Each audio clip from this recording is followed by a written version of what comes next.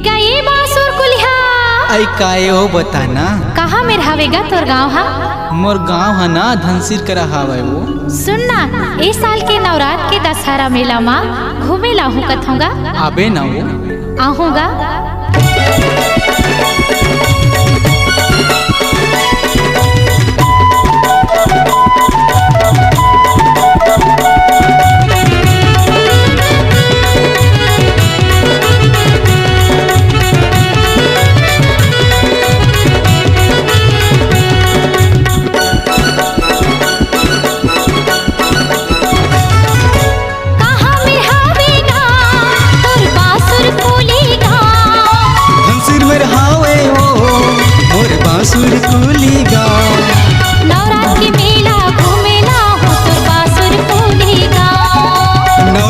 मेला घूमेला आबे मोर बांसुर कुली गाँव। कहाँ में रहावेगा तोर बांसुर कुली गाँव। धनसिर में रहावे वो मोर बांसुर कुली गाँव। नवरात्र के मेला घूमेला हो तोर बांसुर कुली गाँव। नवरात्र के मेला घूमेला आबे मोर बांसुर कुली गाँव।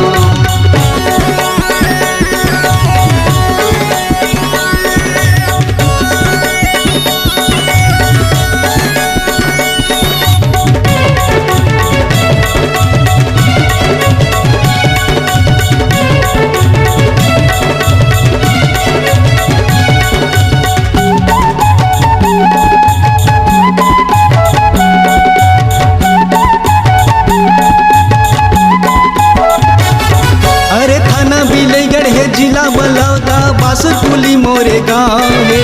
सागर स्कूल में राके रे पूछबे दिनेश सिन्हा मोरे नाम है।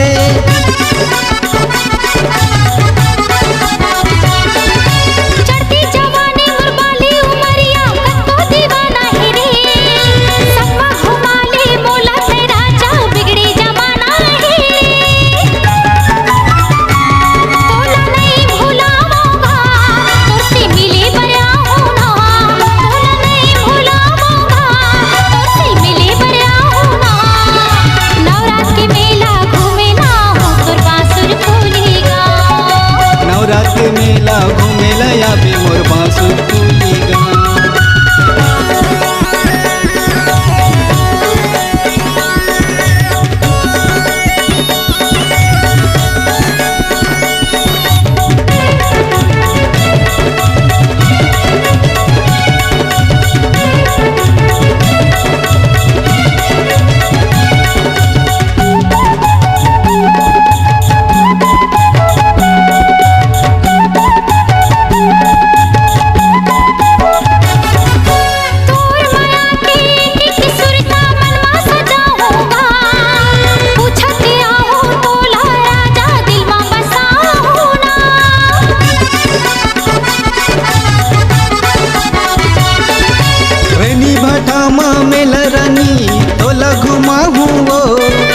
किसन किसन के पेड़ा मिठाई तोला खवाहू ना।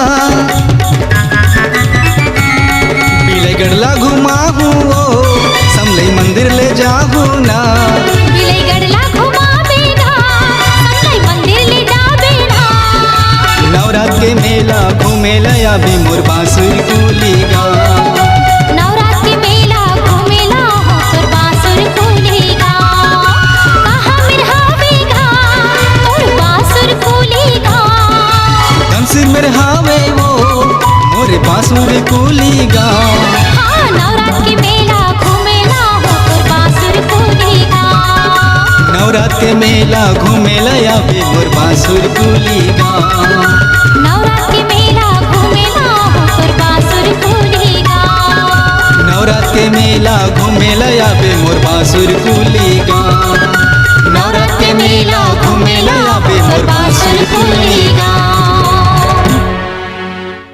अगर आप अपनी आवाज को एक नया आयाम देना चाहते हैं तो चले आइए मल्टी ट्रैक डिजिटल रिकॉर्डिंग के लिए संपर्क करें HK म्यूजिक कंपनी, कोटा डबरी, चांपा, छत्तीसगढ़।